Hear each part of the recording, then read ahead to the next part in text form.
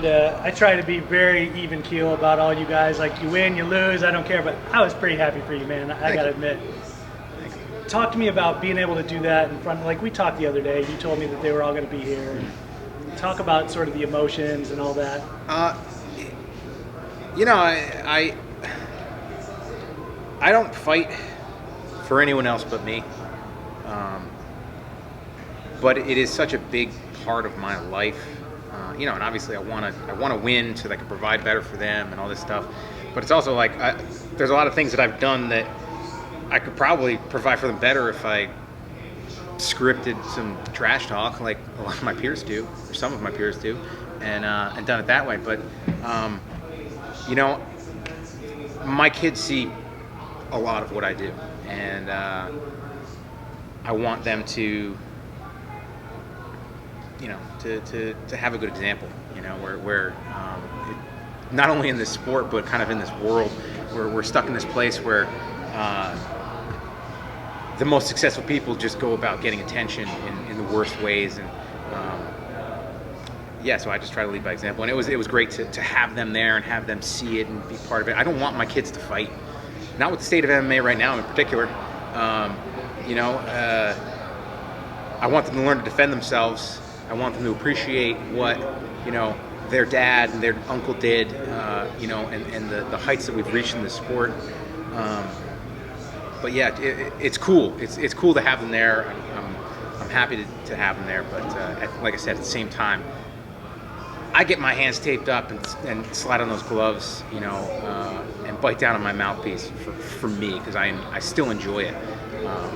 And I could provide for them in other ways. But like I said, it's cool for them to see it. Is it crazy for you that the sport is as young as it is, yet it's evolved? It seems like it's evolved a ton just in the time that you've been a part of it, to the point where it didn't always used to be this Instagram-y, Twitter-y, trash talky kind of thing, and now that's what dominates? It's there's been a huge evolution, and obviously there's been great things because of it. A lot of big opportunities for myself and my peers because of it being 2019 and the way things are. But there are sides of the sport and like I said, just the world in general that I'm not a big fan of, it's a side that I choose not to kind of get into.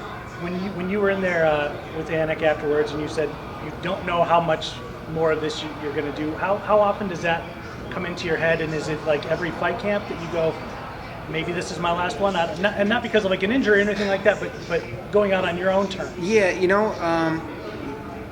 that's one of my things. Like I want to go out on my own terms. I'm going to know when it's going to be my last fight. I'm pretty sure you guys are going to know too. I don't want it to be because I had a shitty camp and I fought like shit, and you know what, I'm not doing this anymore, and be emotional inside the cage and do it that way. I like I said, I want to know going in there, and I think it's going to be a great night for me, because having that lifted off my shoulders that I don't have to do it again is going to be awesome. It takes a lot. It does. It takes a lot to grind through a camp and to deal with the ups and downs. And I get home from a hard day of training, and I'm tired and beat up, and then my kids want to wrestle, and it's like,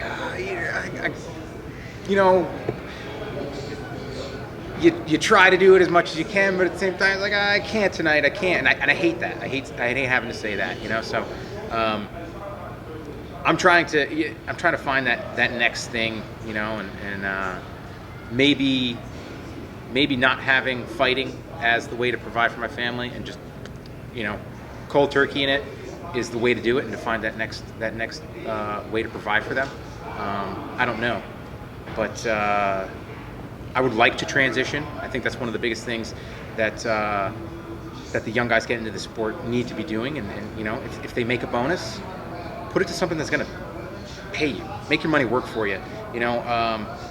I made a lot of bonuses earlier in my career, and I socked them away, and because it's like, hey, if I blow my knee out, I'm going to need some money to survive and stuff like that. And what I should have been doing is investing it better and making my money work for me. And things would be a little bit easier on me. Hopefully, maybe I would have lost it all. Who knows? But just try to do that, and because we're not afforded the luxury. If you get to 32 fights in the UFC. And if I'm graced with a bonus, it's going to be a big payday for me. But if it's always going down after that, it only lasts so long, especially with 4 kids that eat like crazy. So, I don't even know where that question went and if I answered it or not. But yeah, it's it's not been that long ago. People looked up and down your resume and go, "Oh man, he's lost 5 or 6 or whatever it was," and they kind of like raise their eyebrows and do one of those faces, But now you have people that are going to go, "Oh, but he's won 2 or 3, and he's choked out 2 or 3 guys," and what kind of boost does that give you in terms of like, yeah, man, I know I'm thinking about hanging him up one day, but maybe I keep going. It's still there. I mean, I had a period of time where I wasn't able to work on myself as an athlete because it was just too much. I could drill and grapple and hit pads and spar and get those workouts in, but when I started to lift or to do circuits, it would just crush me because of this stupid disease that I have. And the way it attacks your nervous system, and it would just overwhelm me, and I'd be laid up for a day or two if I just did a regular upper body or something like that, or lower body. So I kind of phased that out, and I took some weight off. I was able to just do some light running and stuff like that, and take the weight off, and it made it a lot easier making weight. But there was a part of me that was missing, and my game was always to be the pressure fighter, to go and to just keep going after guys and make them make a mistake. And I'm not a tactician. I'm not somebody that's, I'm going to throw this low kick 4 times to make you start reaching low and then throw the high kick. It's just not the way that I get in there, and it's just like, fight, punch him. This was like the first time that I heard my corner yelling to me. It was probably because they were 3 feet away.